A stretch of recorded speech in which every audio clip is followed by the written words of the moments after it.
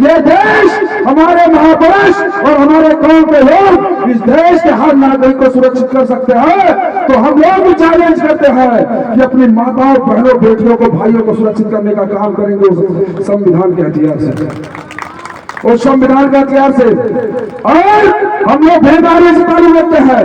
आज है सत्ता में, देगा विपक्ष में, देगा बहुजन समाज का, इस देश का वोट लेकर के आप सत्ता में हो, लेकिन हम लोग 2.5-3 लाख की संख्या में जब क्रिमिनल लागू हुआ था उसके विरोध प्रदर्शन में हम लोग 2.5-3 लाख की संख्या में दिल्ली घेरे थे।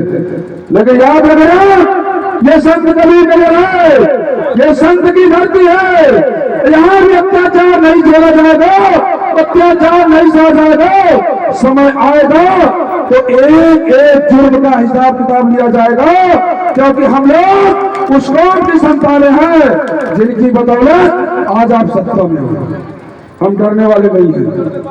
एक बात और बता देना चाहेंगे इस मंच के माध्यम से कि इस देश में बोल सकते भारत में बाबा साहब अम्बेडकर साहब आपके जीवन में एक सबसे बड़ी दौलत, एक सबसे बड़ी संपत्ति दी है। वो क्या है? वो क्या है? एक बार जब चुनाव का समय आता है तो मुख्यमंत्री जैसे लोग आकर के गरीब के झोपड़पट्टी में खाना खाते हैं। जब चुनाव का समय आता है तो प्रधानमंत्री जैसे लोग आकर के झाड़ू लगाते हैं, दिखावा करते हैं। जब चुनाव का समय आता है तो बोल सकते भारत बाबा साहब की फोटो लेकर के राज्यसभा लोकसभा में बोलते हैं कि हम बाबा साहब को मानने वाले लोग हैं। बाबा साहब की फोटो लेकर के हम बाबा साहब के मानने वाले लोग हैं, लेकिन कहाँ है तुम्हारी विचारधारा? हर देश में हमारी बहन के साथ जो है दुष्कर्म रेप होने के बाद उसे बीच रोड पर, बीच चौराहे पर जिंदा जला दिया गया।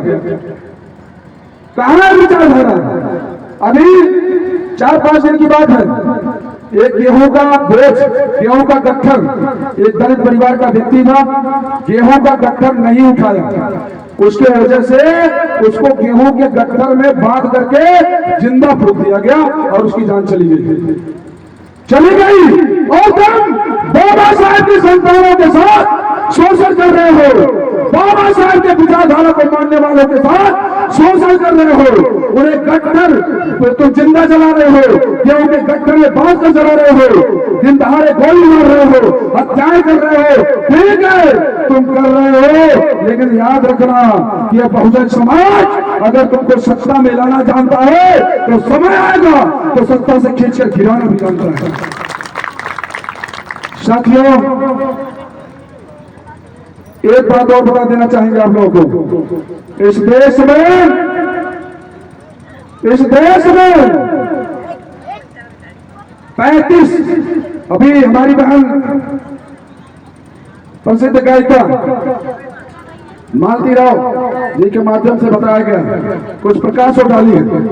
35 करोड़ गरीबी देवता की गरीबी नहीं खत्म कर पाए, आपको पढ़ा नहीं पाए, आपको कपड़ा पहनने का अधिकार नहीं दे पाए, आपको डीजे व्यक्ति कलेक्टर बनने का अधिकार नहीं दे पाए, आपको सांसद, विधायक, मंत्री, मुख्यमंत्री बनने का अधिकार नहीं दे पाए, लेकिन अकेले बोल सकते भारत में बाबा साहब अम्बेडकर साहब आपको पढ़ने का अधिकार, कपड़ा पहनने का अधिकार, दिया व्यक्ति कलेक्टर, सांसद, विधायक, मंत्री, मुख्यमंत्री, प्रधानमंत्री बनने का अधिकार दिए कि नहीं दिए?